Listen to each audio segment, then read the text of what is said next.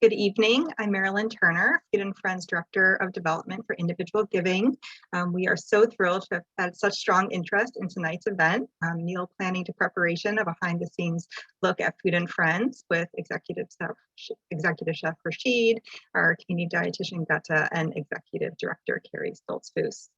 Everything you're going to learn tonight is really made possible because of our community of donors and volunteers. So I want to thank you for being with us and for the support that you give to make sure that everything we do every day is possible. All participants tonight are on mute, but we really encourage everybody to put your questions into the Q&A box at the bottom. We've had a number of questions that came through when people registered, so we're excited to dig into those. We'll have opportunities to ask those throughout the program, but then we have a robust time for Q&A at the end. So we'll try to get to as many questions as possible, but if something isn't answered tonight, please follow up with one of us and we'll be sure to get those answers to you. So I am excited now to hand it off to Executive Director Carrie Stoltzfus. Thanks, Marilyn, and welcome everyone. I hope you are all doing well, and thank you for spending time with us this evening. I'm Carrie Stoltzfus, the Executive Director of Food and Friends, and today is a chance for you to learn about the remarkable work of Community Dietitian Agata Williams and Executive Chef Rasheed Abdurrahman of Food and Friends. These are two important people who really shape the experience that our clients have with Food and Friends, and you'll see the expertise, the thoughtfulness, and the care that goes into each of our meals, even as we continue to grow as an organization. Many of you know that we've been in the community for decades now. We began in 1988 in order to bring meals to our neighbors living with HIV and AIDS. And over the years, thanks to the amazing collaborations between our staff, our donors, and our volunteers, we have really become experts in addressing the nutritional needs of many serious illnesses, such as all types of cancers, heart failure, and diabetes. And this year will serve more than 1.34 million medically tailored meals to over 4,000 people. I'm immensely proud to lead this organization and of what we've accomplished as a team. This would not have been possible without the innovation of leaders like Agata and Rasheed and the support of caring community members like you. The work continues every day, and as you learn more about medically tailored meals this evening, I hope you'll be inspired to think intentionally about how we as a community can take care of each other and address the needs of our neighbors and neighborhoods. And I hope you'll be proud of the work you're supporting. When you volunteer, when you make a donation, and when you tell others about us, you're making this work possible. The pandemic has reminded us of what a key role Food and Friends plays in community health. Like all of you, we've had to overcome many challenges in order to take care of our clients who needed us. For example, before the pandemic, we had about 8,500 volunteers a year, and last year we operated with just under 3,000. That required a lot of creativity and hard work. Every member of our staff had to chip in the kitchen, and we had to make some changes in our food production, such as buying more pre-cut vegetables. We really need additional hands right now. Some of the volunteers who were with us during COVID are heading back to the office. A lot of corporate groups and school groups are not yet booking many volunteer shifts. So I do want to urge you today to please sign up to volunteer on our website. We especially need shifts from 6 to 8 a.m., 9 to noon, and 1 to 3. I want to talk a little bit also about some of what's new at Food and Friends. We wanted to hold this virtual event again this year to keep our community up to date because something is always new around here. We are continuing to update our meal plans with a focus on fresh seasonal produce and incorporating client feedback into our menu planning. So we're about to roll out a lot of new menu items this spring.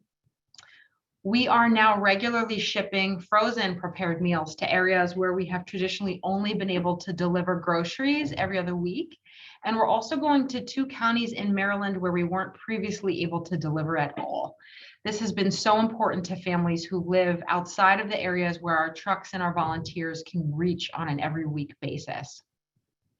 We've also launched a new pilot referral program that we're calling Care Transitions with George Washington University Hospital. And how that works is a physician's assistant will pre-enroll heart failure patients. They'll pre-enroll them with Food and Friends while they're still in the hospital. Then we get an electronic notification when they're discharged, and we're able to start them receiving meals within 48 hours of arriving at home. So now I want to say a little bit about how you can engage with us. With spring finally here, I, for one, am looking forward to getting outside. I'm also looking forward to seeing all of you in real life and in person. I've already mentioned how much we need volunteers, so please sign up through our website at foodandfriends.org. It's easy, and we need you now more than ever, and I know you will feel so glad that you did so. I also want to mention an exciting event this summer called Honoring Our Heroes. It's a dinner and auction on June 13th, in a lot of ways similar to Chef's Best, which I know many of you are familiar with. We haven't held Chef's Best since COVID began. We're going to bring it back next year. But Honoring Our Heroes is unique and special in that it's a tribute not only to our work during the pandemic, but also to that of the healthcare, social services, and restaurant professionals who kept our community safe and humming during the pandemic. And their work is something that we can all be proud of. You can learn more about that event on our website as well by clicking on Honoring Our Heroes under the Engage tab. And there you'll find information about our amazing honorees, about event sponsorship, and about tickets. Our goal is to raise nearly $1 million so that we can care for more individuals and families facing serious illness, and we need your help in order to do that. And I would like to now hand it over to Agata. We're going to watch a brief video about her work with one of our clients and also hear from her about the work of our nutrition services team. Great. So Agata, do you want me to start the video? I think, yeah, let's maybe start with the video and then we can move to the. All right, here we go, folks.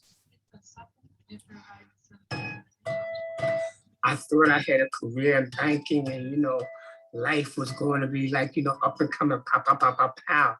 And HIV chopped all of that down. My name is Andrew Jones. I was basically suffering from HIV wasting. I could always put my fingers around my arms, and most of the times I would touch.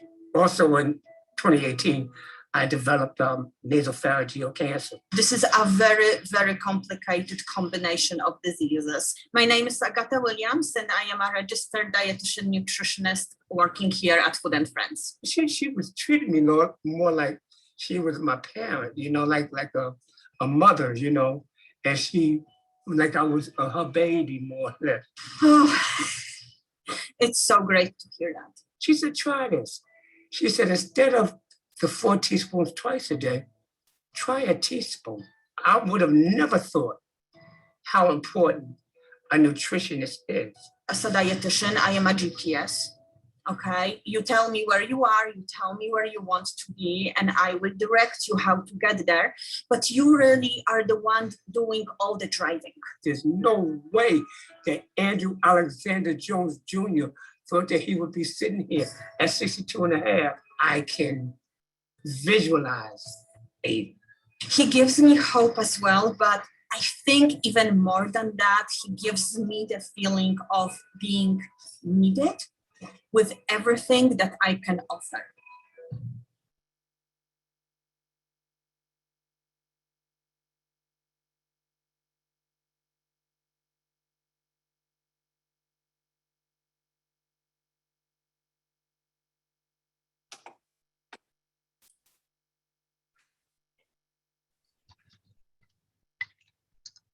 All right, thank you. Thank you so much.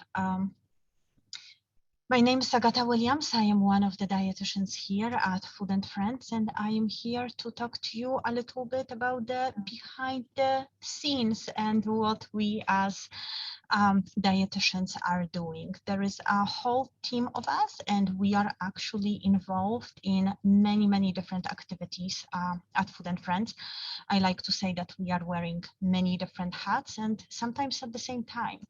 The first and the biggest one is actually nutrition counseling.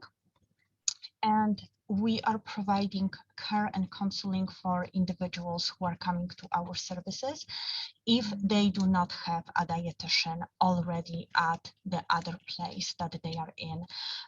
You may have a client that is coming for our services who is receiving chemotherapy, for example, and they are being seen by oncology dietitian over in the oncology place, or they may be seen by a renal dietitian over at the renal place.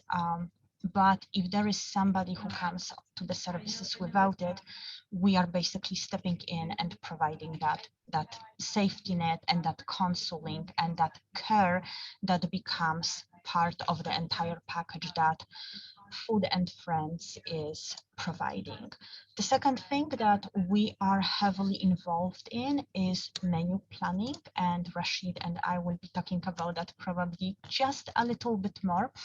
But we are going to sit usually together in one room and basically discuss what we are going to send to clients, and our expertise is kind of meeting together at one table. Chefs are bringing the creativity and this very, very nice way of thinking about food, and we dietitians are bringing this more medical, more nutritional, and sometimes more restricted way of thinking about food in terms of limiting salt, limiting carbohydrates, limiting all the other elements, or just changing vegetables or fruits to make sure that everything that we are sending is appropriate for our clients.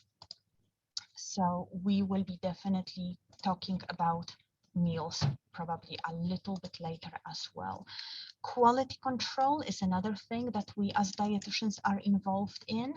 There is definitely something that needs to be said to that. It is a team effort between dietitians and everybody in the kitchen. We are trying to make sure that everything is up to par. We are doing kitchen inspections that are basically looking at the same thing that the Department of Health would look at, and we just try to make sure that everything is working the way it should, and the food is prepared not only in terms of the quality, but it's also prepared in a very, very safe manner to keep our immunocompromised clients safe. Cooking classes and cooking education, or excuse me, nutrition education. This is also something that we are providing for our clients and community. And with that, we are basically expanding what we are doing with the food. I like to think about nutrition education that we are providing as this additional layer that clients can benefit from. They are already receiving the meals, but when they are participating in our webinars, they can learn a little bit more of the whys behind certain meals and whys behind certain combination. So when they get better and they are healthier and they no longer receive the meals from Food and Friends, they actually are properly equipped to take care of themselves and shop independently and be able to prepare the meals that will continue taking care of their health.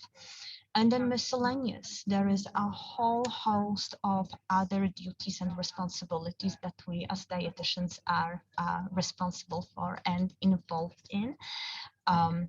We may be called by outside community organizations to come and do a presentation. We may be collaborating with local organizations on various community-based activities. Another thing that we dietitians are involved in is actually having interns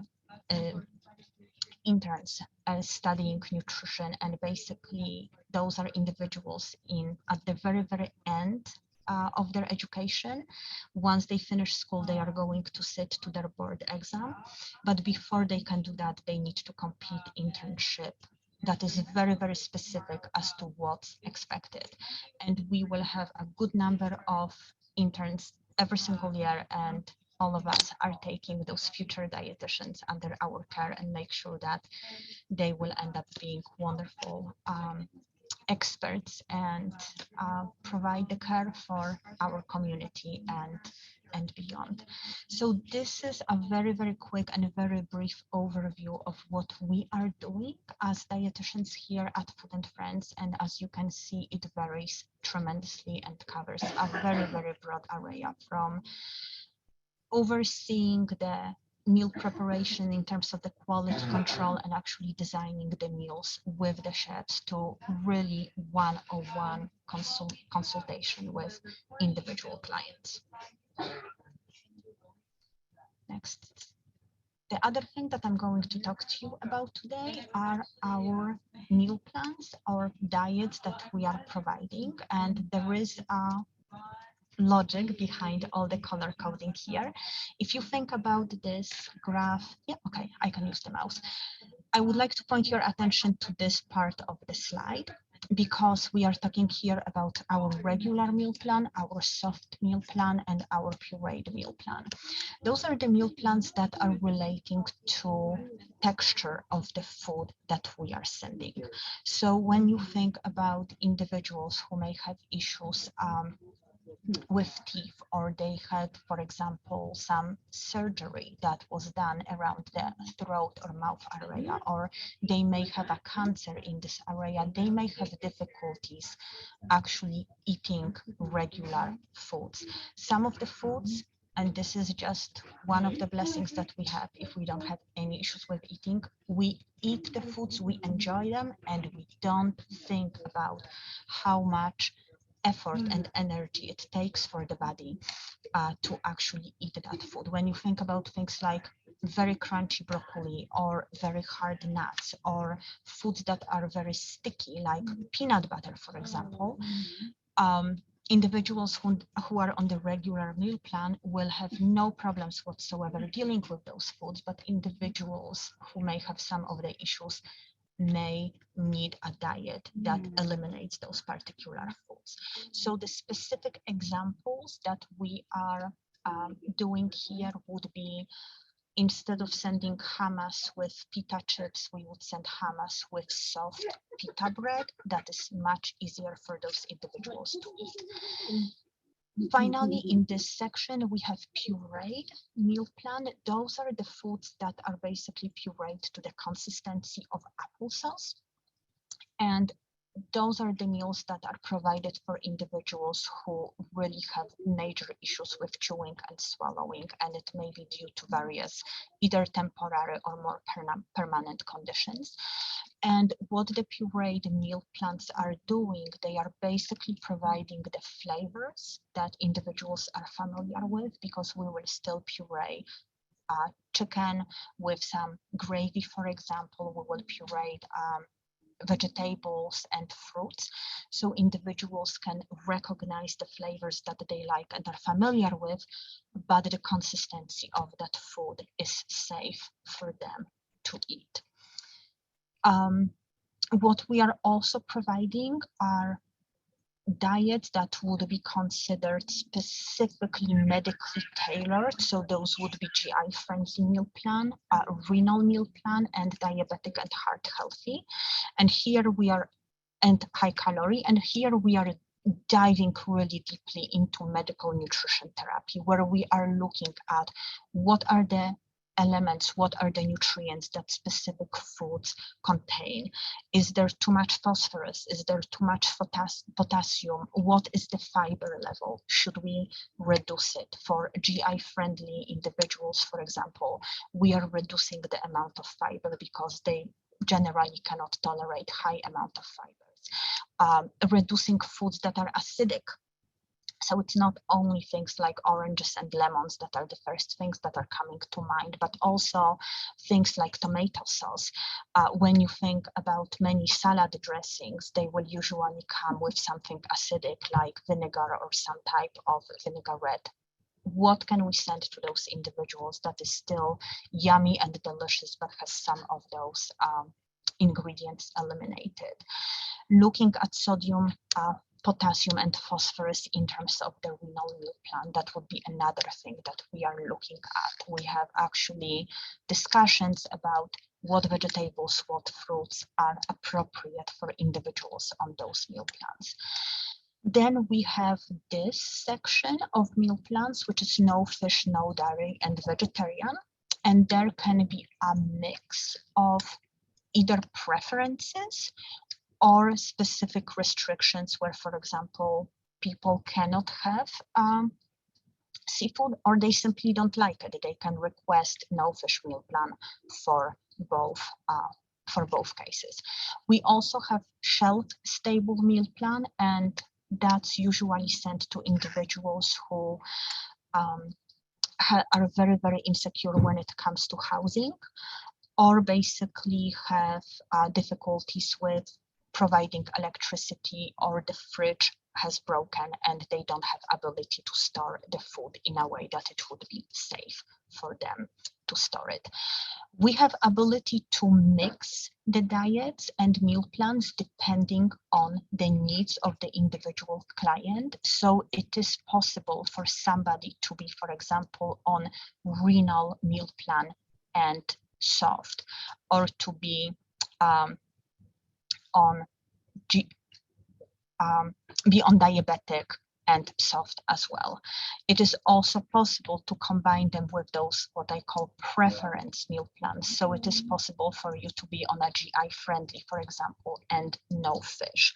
There are certain combinations that are impossible. A good example here would be combination of a vegetarian and GI friendly, because on the vegetarian we are actually sending a lot of beans, which are very, very high in fiber. And as I mentioned earlier, we are reducing the fiber on GI friendly. So those would be the two meal plans that are kind of contradicting each other and are impossible to match. But then we are working with those individuals on the individual basis and try to guide them through what are the things that would work for them and what are the things that they can maybe do to make sure that they are fully satisfied with what they are eating. The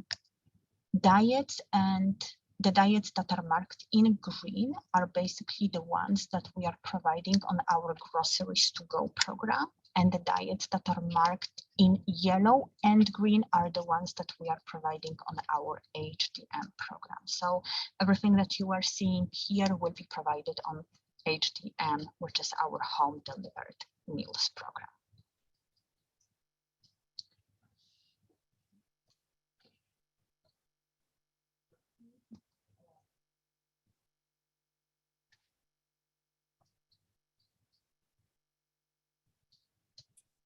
Great.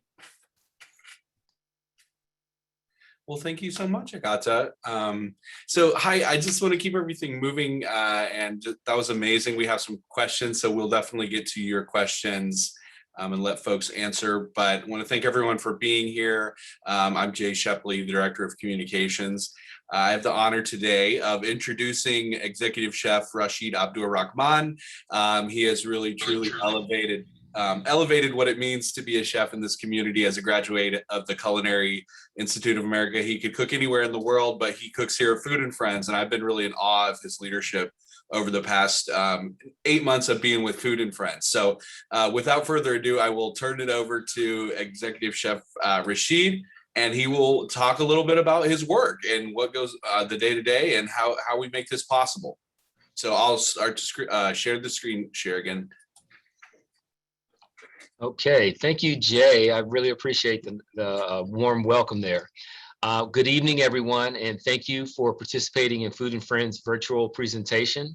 As Jay said, I'm the Rasheed Abdurrahman, and I'm the executive chef here at Food and Friends.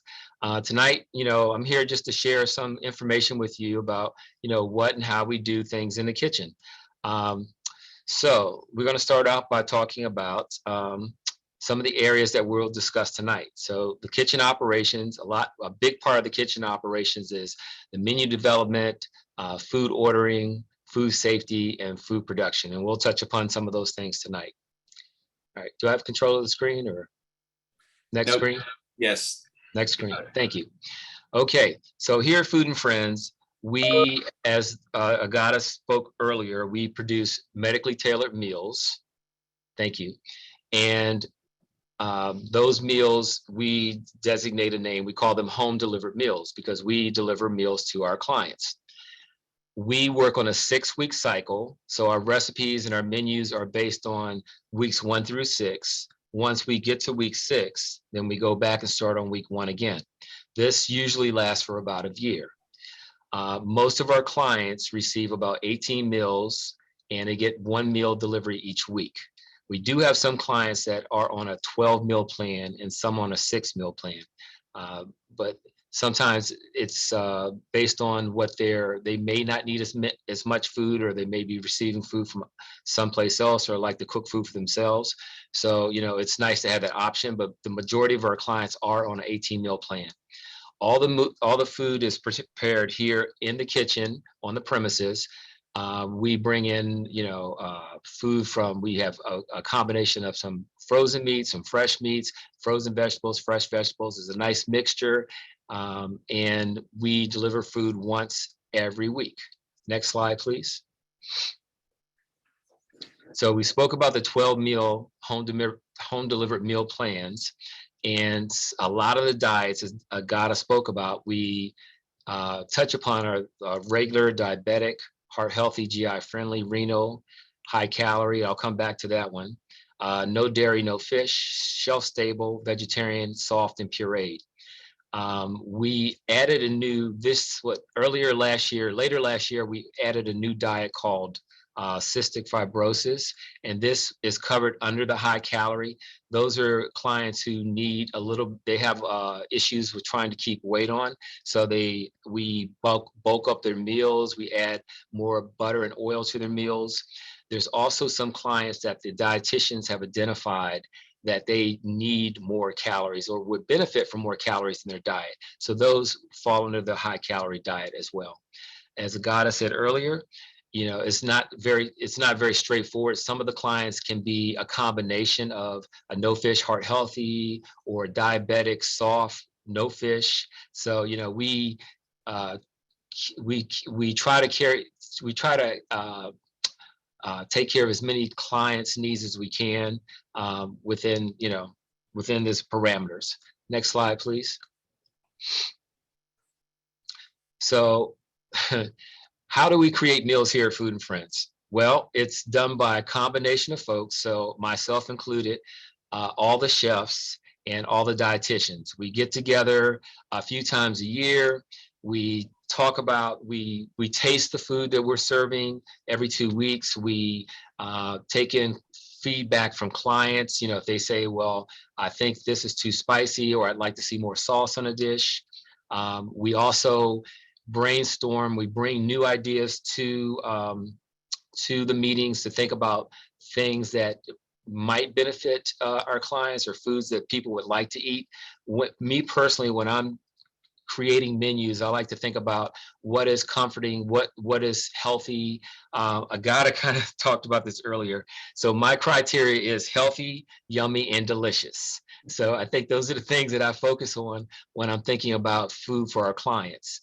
But again, a lot of the thought about how we put food together, we're limited to some degrees by the diet type and the types of food that clients can have. Sometimes within that one dish that we're fixing that day, we may need to fix 2 or 3 different or 4 different types of menus, because there are some ingredients, like Agata touched upon, like tomatoes or vinegar, that Reno or some other clients may not be able to have. So we have to fix a whole separate dish for them. So it can be sometimes an involved labor of love, but you know, at the end of the day, I think we do a great job, and all the food is really delicious. Next slide, please. So what does it mean? What does it take to produce the home delivered meals? Okay, so first, there's a lot of planning involved. The next thing I would do is I start to order food. Then we have some of you volunteer here. You may know Chef Tasso, Chef Trevor, Chef Matthew, Chef Adon. You know, all these guys come together and they're preparing different portions of the meal. They're cooking the food. The next thing we do is at 6 a.m. We have a 6 a.m. to 8 a.m. shift, and they're portioning the meals and they're sealing the meals. And then we have to label the meals, and then we pack them up and put them in the freezer. And then they go to Expo, where they divide all the food up and pack them for individual clients. And then they're delivered to the clients by our delivery drivers and with the help of also a lot of wonderful volunteers. Next slide, please. All right, so this is my favorite part of the presentation. So please stay with me. So the funny part is, okay, so to produce these HDM meals, food that's going out on, in this case, April 18th, I should say, April 18th, yeah. It actually is, we start planning for that on Friday, April 1st. So on Friday, April 1st, I'm already looking ahead to what the menu is going to be and trying to identify some things that we need to order, some things I know may be difficult to place orders with and find. So I start way ahead. By that Monday, April 4th, I have placed the orders. The food typically comes in between Tuesday, April 5th and Wednesday, April 6th. At that point, now that the food is here on April 7th, that Thursday, our chefs will start to prepare the food. They are cooking that Thursday, that Friday, Monday the 11th, Tuesday the 12th, and Wednesday the 13th. Wednesday is the last day of cooking for that week for the chefs. And then on Thursday, the 14th, we start over again. We start again by cooking food there for the next week. At that point, all the food have been put in the freezer and is being held there for until that Friday or the Saturday when the Expo department starts to pack the bags for that Monday, the 18th. So you can see there's a few weeks ahead. The food again is fresh, prepared freshly. Then during this time frame is put into the freezer to be held, to be ready for shipping throughout the week of the 18th to the 23rd. Next slide, please. Okay, so wow. And so our meal numbers in 2021, Food and Friends prepared about 1,243,753 medically tailored meals. 56% of those meals, the HDM meals, were done by the kitchen, and 44% of the meals were done by Groceries to Go department. In 2022, we're on track to prepare and deliver 1,340,000 meals. Now, keep in mind, I have a staff of 5. So that is quite a feat to do, but a lot of that happens because of the volunteers. And so anyone on here who's volunteering with us, thank you so much, because you guys make that happen. 53% of that, the meals, HDM meals are done. A part of that 1,340,000, and 47% of those meals are going to grocery to go clients. Next slide, please. Okay, so at this point, I'm going to talk about Groceries to Go. So our clients, when they sign up, they have, and most of the time, they have choices to either get a home delivered meal from the kitchen, or they sign up for the Grocery to Go program.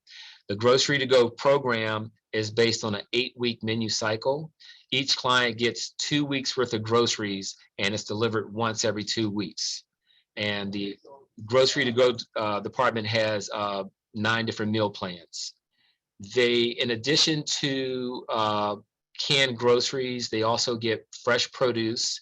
And we've actually recently partnered up with UDC, where they have an agricultural program. So some of our produce is actually donated from the UDC hydroponics farm that they have down the street here. And so our clients are getting that in addition to their regular produce and fruits. And they're also getting protein packs, which contain turkey burgers, fish and chicken breast and cod, so that they can kind of craft their meals that they're used to and eat meals that they're enjoying. Most of these clients are either able to prepare food for themselves or they have caregivers who can assist them with that. Next slide. So just like I said before, the clients are for people who are more stable, can prepare their own meals or have a caregiver to help them out. And a lot of times too, some clients have they're accustomed to a certain taste, culturally speaking. So they like to be able to put their own personal spin on the meals. Next slide, please. So we talked about the 9 grocery meal plans. They have regular, diabetic, heart healthy, renal, vegetarian, no dairy, no fish, gluten-free, and high calorie. Again, with the grocery program, they can also combine some of these categories. One thing I think the groceries doesn't have shelf stable, obviously, because most of the items are already shelf stable. So there's no category for that. And they don't have a puree for groceries. So if you're a client that needed a puree item, then you would be referred to us in the kitchen for specially prepared meals that are pureed. Next slide, please. All right, well, thank you so much. I really enjoyed taking this time out to speak to all of you, and I really appreciate you participating here with our presentation. Thank you, Jay. Well, thank you. So I'm going to hand it over, I think, to Marilyn, who's going to kick off our Q&A section. So stick with us. And if you have Q&A, please use the Q&A feature and we will stick around and we'd love to answer any and every question that you have for us. Okay, great. So I think we're going to jump back to Agata for a minute. And one of the questions that was asked in advance of tonight was, what's your favorite part of connecting with clients on a regular basis? It's actually connecting with the clients, and I know it kind of sounds very simple, but building that connection, building that rapport, and being able to see the clients getting better and improving their diet. We sometimes think about nutrition as, oh, you know, just eat healthier, right? Just start cooking in a healthier way. But there is so much more that goes into it. Rasheed mentioned cultural preferences, which we definitely need to take into consideration. So there is a lot of digging and asking questions. What are the things that clients really like? So when we are designing the intervention, we are mindful of all those things that are very, very important for clients. And then another thing that we are dealing with are habits. We are used to doing things in a certain way. So changing the way we are eating is really changing the habit. It's kind of undoing certain things. It's unlearning. And it takes a lot of time. It takes a lot of awareness. And it is a process, you know, just to give you an example. If you are a person that doesn't eat a breakfast, and you decide, okay, I want to start eating breakfast, it may take several months before it really becomes a habit for you in terms of making it, but also for your body to start being healthy in the morning for breakfast. So being there with the patient, with the client throughout this entire process and seeing them kind of moving forward and progressing, I think is one of the most satisfying parts of this work. And then to add to it, I call it looking back. We as individuals, generally all of us, we have the tendency to kind of look forward and focus on the things that are not done yet. Where when you have this consultation with a dietitian, you can actually look back and see, okay, what are the things that I accomplished so far? You can kind of look back and see, oh my gosh, 6 months from now, 6 months ago, I was 15 pounds lighter and now I gained all that weight. Or the other way, I actually lost so many pounds. I didn't used to eat XYZ and now I not only eat it, I actually like it and enjoy it, and it's in my fridge on the regular basis. So connecting with the process and then providing just that space for clients to take a pause and look back and reflect on the progress that they made is really one of the most satisfying part of this work of being a dietitian. Magnificent. Thank you for that. So let's move on to a question we got in the Q&A from Chris. And Chris is asking, what level of personalization do you provide? For instance, I don't like mushrooms. Would that be something that can be accommodated? It's a question we've heard before. And, who wants to address that? That's a great question. I mean, so we try to cover the basis of the needs of what the client needs in order to be nourished and get healthy. But I mean, if there's individual dislikes, we can't necessarily like cherry pick and say, well, we're going to take mushrooms out of this one dish, because when we prepare the food, we're preparing currently 1,050 meals. So out of that 1,050 meals, if it has mushrooms in it, then 900 and something of those meals are going to be full of mushrooms. But there are some cases where some items, that as it relates to their diet, we don't put in there. Like, as Agata said, we would not give beans to renal GI clients. We wouldn't give tomatoes to them. So that's a whole separate meal. So the preferences are truly based on what the needs are for the group that pertain to that diet type there, for their nutrition. So. If I can add to that, when designing the meals, we are trying to provide a lot of the variety. And I did a quick math here behind the scenes. We are providing 18 meals per week on a 6-week cycle. If you multiply it, that's about 108 meals total in the entire 6-week cycle. So like Rasheed said, we cannot really correct for the mushrooms and eliminate them, but there may be, maybe 2 meals or 3 meals in this entire cycle that basically will have the mushrooms. So that's a very, very small percent of the entire program that an individual is signed up for. And then they can call us and say, hey, I don't like mushrooms. We will work with them on maybe finding substitutions and maybe coming up with another meals that are healthy so that they can complement their diet for those particular items. Wow, so much experience comes to bear. Marilyn, what's our next question that we had from the audience? Great. Yeah. So Carrie, I think this is 2 questions I can kind of combine for you.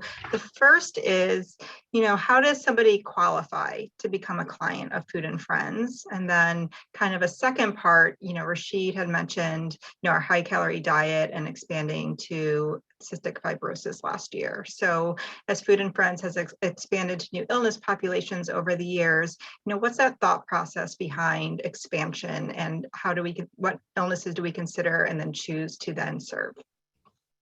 Great, I love those questions. So first, the first question was how someone qualifies, right?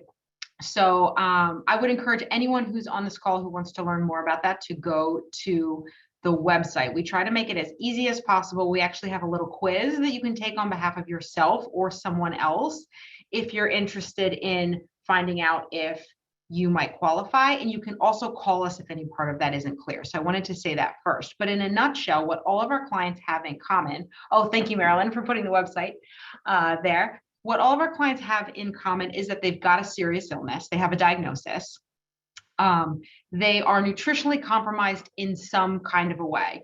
They might be experiencing nausea because they're going through chemo. They might be so fatigued from an illness or the treatment of that illness that they're not able to cook and shop on their own. So they're nutritionally compromised, they have a serious illness, and really the third tier that all of our clients have in common is that they need help with some type of activities of daily living. And what that term means is really just all the things that you and I do around the house every day, probably without thinking about it that much. Someone needs some type of assistance with that. Most often, because of what we do, that's help with cooking or shopping, right? So maybe you can't stand at the stove for 20 minutes anymore, or you are too fatigued to go to the grocery store. So those are the things that all of our clients have in common. And then Marilyn, you also asked about, how we think about where we go next and sort of where we expand next. And over our 34-year history now, I think we have always try to respond to the need where we find it, where we hear about it, where we see it. So it really has been in combination with our communities, with our referral partners, with people who reach out to us. You know, we are experts in nutrition, in managing illnesses and side effects and symptoms through nutrition. We have Agata, we have Rasheed, we have the people who work with them. And so, you know, we really are focused on the nutritional ramifications of disease, right? So for example, we do not serve people who are recovering from some type of an accident, right? Your nutritional needs might be a little bit different while you're in recovery, but this really is about a serious disease. So that's one factor. Oh, and sorry, I lost my train of thought for a second, but I was talking about responding to the needs. So we actually had the Cystic Fibrosis Foundation reach out to us through a connection with a board member, and they were talking about how much higher the prevalence of food insecurity is in that community, in part because the medical bills are really high, and in part because they need so many more calories than you or I might need. Someone who's living with that illness, you know, they have a lot of malabsorption issues. Their body isn't absorbing all the calories that they're eating. And so that adds to the food bills, right? Because you have to eat so much more just to get enough nutrition. I personally knew nothing about that illness. I'd heard of it. I didn't know about it until we talked to this foundation and we developed this partnership. Another example of that is, you know, we've had a relationship with Children's Hospital for pretty much our entire history. You know, in the early days, most of the kids that we were serving had HIV and AIDS, but they reached out to us because they had families who had celiac disease in the family.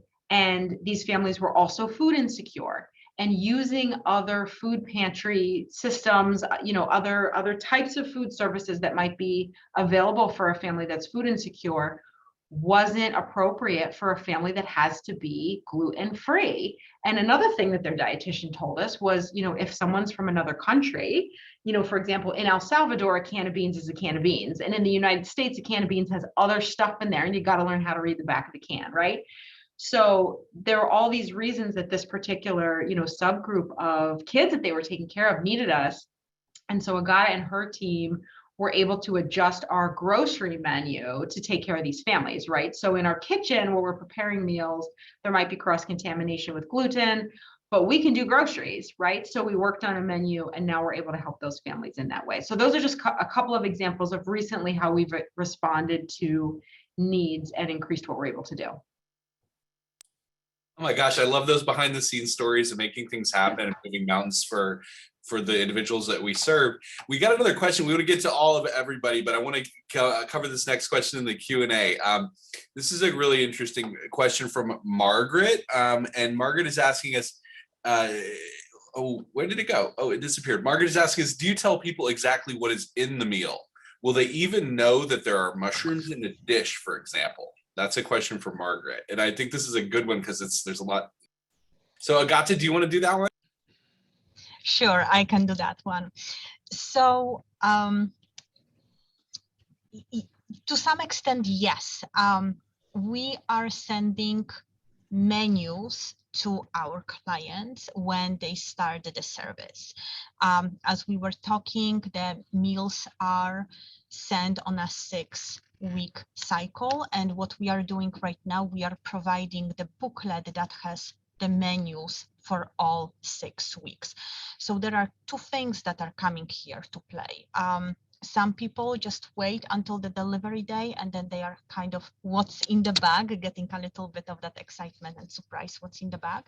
But other people will actually look ahead and see, okay, there is this meal that I don't like, or there is this meal that has mushrooms in it. So I need to think, what are the things that I need to get maybe this weekend for next week, so that I can prepare something for myself to eat.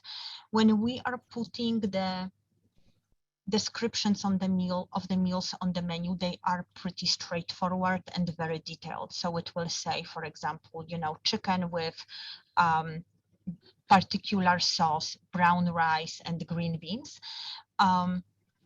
Also, our food isn't really processed. So when you actually open the container, you can see what's inside. You can recognize the carrots, you can recognize green beans.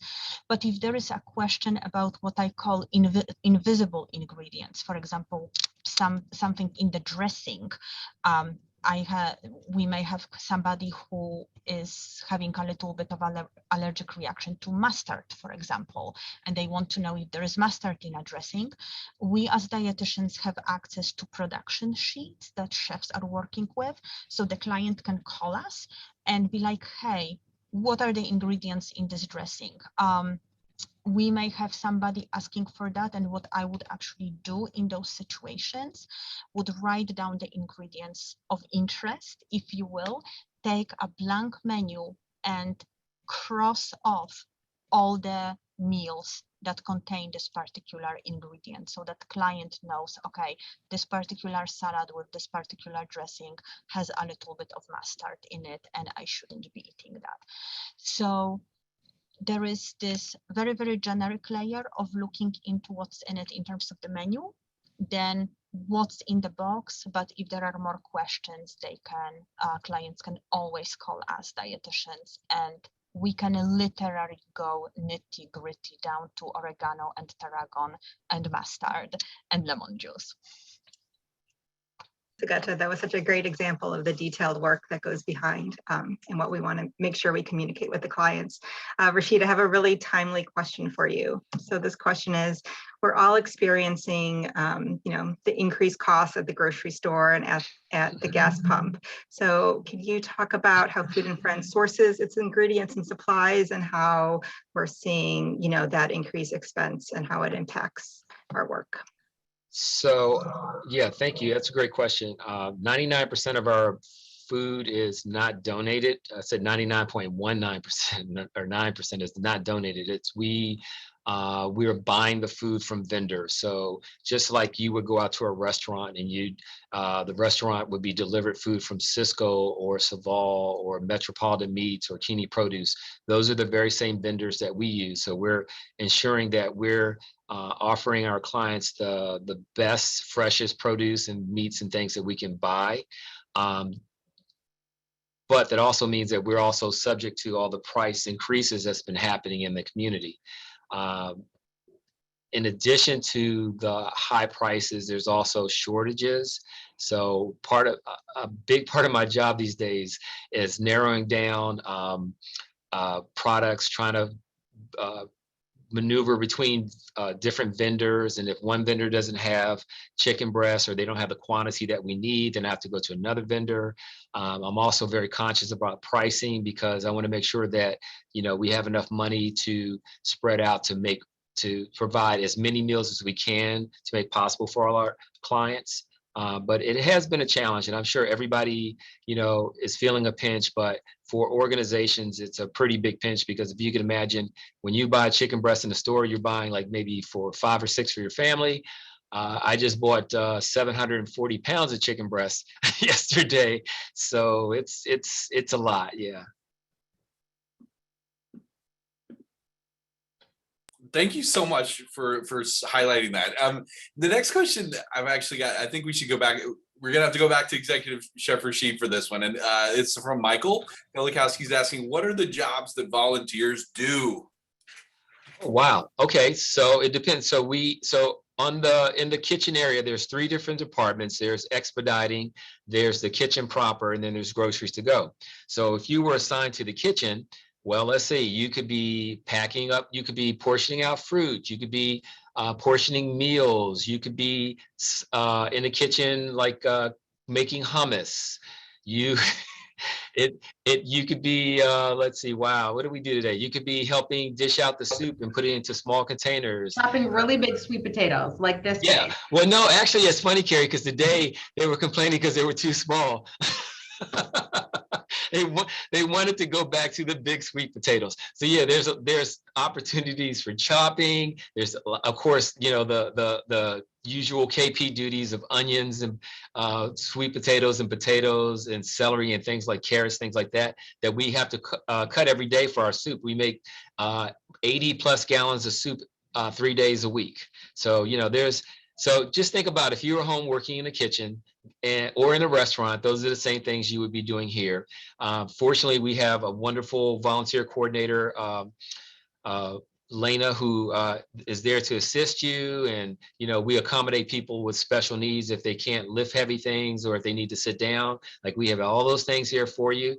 And the nice thing is too, there's a big fellowship that happens in the kitchen when you're here volunteering. A lot of these people come together and form their own outside groups. And, it's just a wonderful place to meet folks and give back to the community.